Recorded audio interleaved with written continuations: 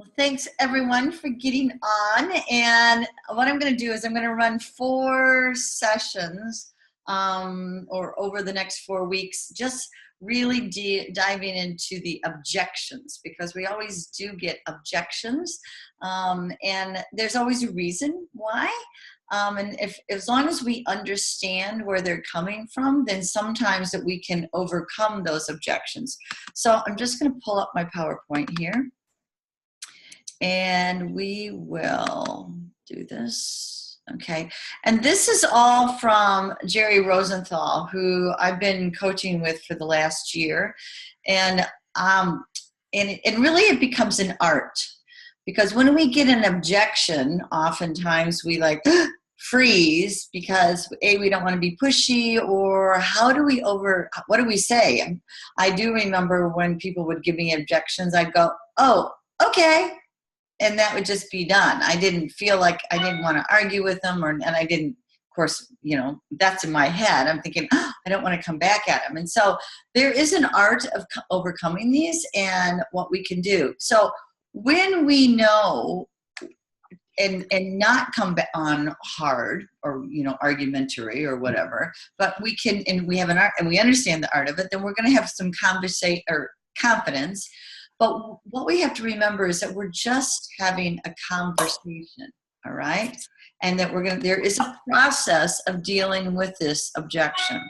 So there's 5 common objections. Don't have enough time. I don't have enough money. Is this one of those pyramid schemes? I'm not a salesperson, and I need to discuss this with my spouse. So we're going to deal with 2 of them in one of the sessions. But let's take, and we'll take the first one. Now, there's 3 different points to this. One is we have to find out what the area of concern is. And when they give us an objection, it just means that they just need more information because they don't see the value in what we're offering. And so what we want to do is we don't want to react. We don't want to put them in the corner. We don't want to be like argumentary, okay? So we just want to respond. So we talk about AIT. Now this is not, we can talk about the AIT trip that we can learn or we can earn in Arbonne. But this is how you can remember. A stands for align. What we want to do is we want to make sure that they know that we heard them. So if I were to prospect, and Lizzie and I went out prospecting today, we each gave out samples. But if we heard, oh, I just don't have enough time, okay, then we need to respond like, oh, I totally understand how you feel, or, I know where you're coming from. And what that is that means that we've heard them. Doesn't mean we agree totally, but we heard them. The I stands for isolate. And so we want to make sure that that is their only objection. So what I might say is, other than not having enough time, is there any other reason that would prevent you from moving forward and joining my dynamic team? Or stop you from, trying our beautiful products? And you go quiet. So you're just isolating it. Because sometimes what will happen is they'll go, well, yeah, I really do have time, but I don't have any money. They might be embarrassed about that. Or they might say, oh, it's one of those pyramid schemes that nobody makes any money at, okay? You really want to get to the basics. So if they say, yeah, I just don't really have any time. So then what you're going to do, okay, so I just broke that down. So first of all, I totally understand. Other than having no time, is there any other reason that would prevent you from moving forward and joining my dynamic team? Then you're going to do a transition. And this is where you're going to get their permission to try to attempt to overcome their objection. And usually, I never once got a no. I have always gotten a yes. And Jerry says that he 100%. So what you say is, would you mind if I shared with you what someone shared with me when I had the same concern you have, and it totally changed my thinking?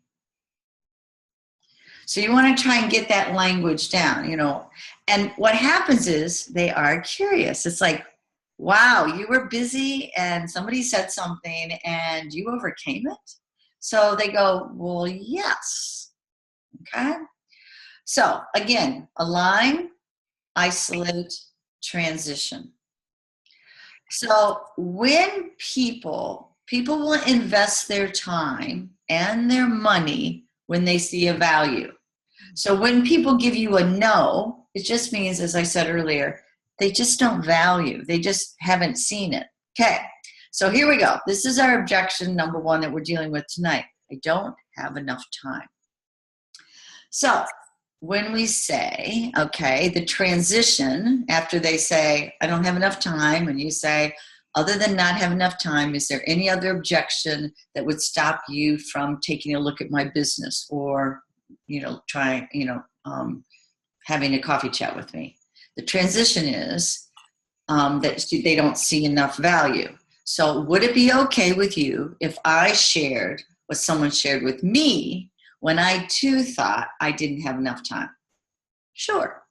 And actually, I did this, Amy, with Claire, just for your information.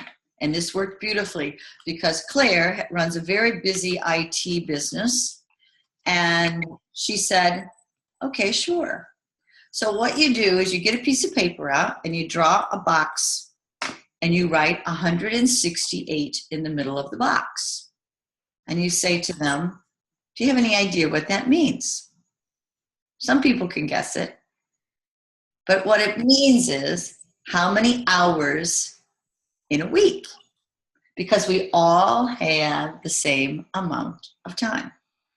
Okay?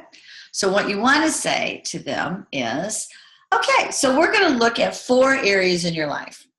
Now, what I do is I tend to do it by the day, and then I just multiply it by 7.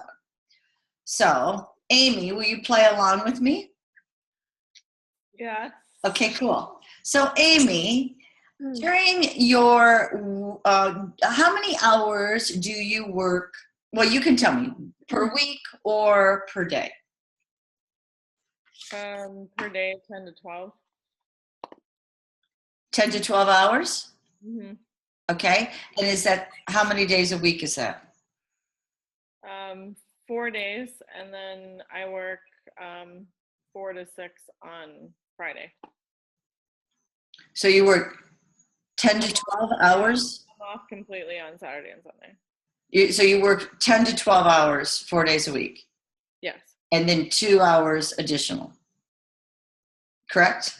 Four on Fridays. Oh, So 4. Okay, 4. Basically, in a week, I'm probably working about 46 to 50. Okay. All right.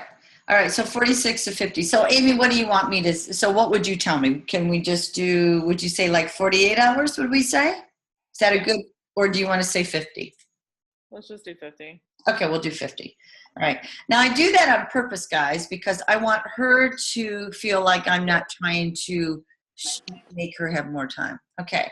So Amy, each day, how much time does it take you to eat, like preparation and food, feed your son, you eat, clean up? How many hours or how much time would that take each day? And we'll just multiply it by 7. Probably 3, maybe between breakfast and dinner. Okay, so we're going to talk about 21 hours, do you think? Yeah. Okay, cool.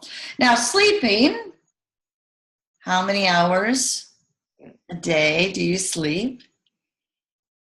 I'm lucky if I get 6. Okay, so should we say 42 hours a week? Yeah.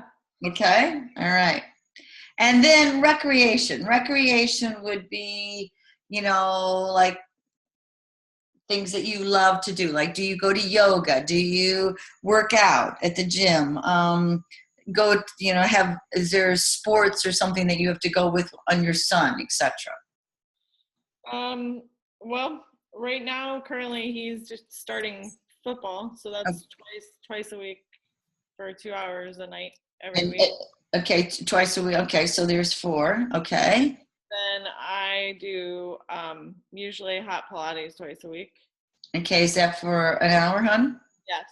And then you have to drive there? Yes. So would we say, It's usually about probably 20 minutes between the drive there and drive home. okay, so and you do that twice a week and it's an hour, so 2 hours. So we'll just say 3 hours. Okay? All right. Anything else, Amy? Pretty much on Sundays we do basketball. Him and I go do basketball. So Okay, and how much time would that be, babes? usually about 2 hours. 2 hours. Okay, cool. All right. Anything else you can think of that you love to do or that? Otherwise, just relax. We go to the beach and stuff, but Okay. Okay. All right. So, Amy, I'm going to total up this. So, you got 50 hours of work. You've got 21 hours of eating. You got 42 hours of sleeping. And you have 9 hours of recreation. And that equals 122. Okay. So if we take the 168 and we take away the 122, that leaves you with 46 hours in a week. So, Amy, yes. you have 48 hours or 46 hours in a week. Do you think that you could take 15 hours of the 46 and start to build a business? Yes. Okay. All right. Now notice, guys, I didn't say we're going to take the whole total 46. Now, Amy didn't give me an objection that she didn't have enough time. But what you're going to find is that generally speaking, people do have more time than they think. Now, if Amy, let's say, Amy came in higher, okay? And for example, with the gal that signed Amy, she actually came in at about 100, and I think she came in at 167. It was like, oh my gosh. Mm-hmm. And she said to me, well, I kind of blew up the hours here. She said, actually, what you just did with me, Lynn, I realized that I do have time. And she joined. So it's really good because what we think is that we're busy. And, people might say, well, I have my favorite TV shows. Okay. And I will classify that. I'll kind of put that over to the side. I'm, in the recreation, I might include the TV shows, but I might say, you know how you love your TV shows, and let's say they watch 9 hours a week or something, or 10 hours. And they had some other time. How about we take a little bit of the TV time and you've got your other time, and do you think you could take 15 hours and build a business? And usually people will say, yeah, I probably could miss whatever that show is for a while, So this is just so powerful. And honestly, when I did it, I've done it several times, and it just disarms people.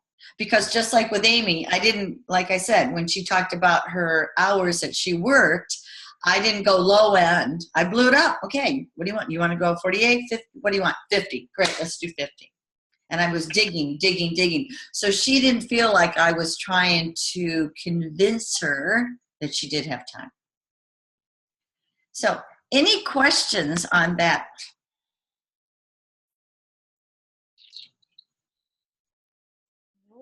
Pretty cool, don't you think? Yeah. Yeah. Do you think of any objections that you might get with somebody that would do that?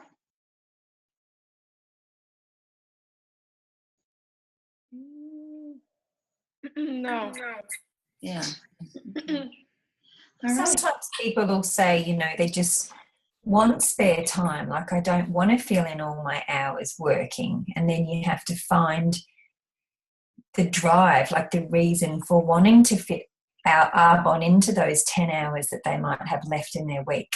Yeah, that's right. And always, I never take all of the hours that they have. I just try, and they usually have about way more than 15. But even if they came in at 20 hours left over, then I might say 10 hours. But then I'll also go back, and if they say, well, I want, on our starting up sheet, when we ask a consultant whether they want to be a VW, a Toyota, or a Mercedes, and they, they come back to me and say, well, I want to drive the Mercedes. So it's like, okay, well, we got to come up more than 10 hours if you're going to do that. So, yeah. And also, I heard a really good pod today on a Go for Gold. It was the latest Go for Gold with Deanna Osborne something, because she just got remarried. She said that, just for your information, guys, if somebody wants to get a Mercedes really fast, 10 presentations a month. 10 presentations a month. And she said that she didn't know any different. And so she just did that, and she had a Mercedes in 9 months. But she held 10 presentations a month. I thought that was good to have a number like that. And what was her last name on that? It's Deanna Osborne. If you go to Go for Gold, it was just Saturday's Go for Gold. It's very good. It's a very good call. So, all right, guys. Well, I'm going to stop the recording.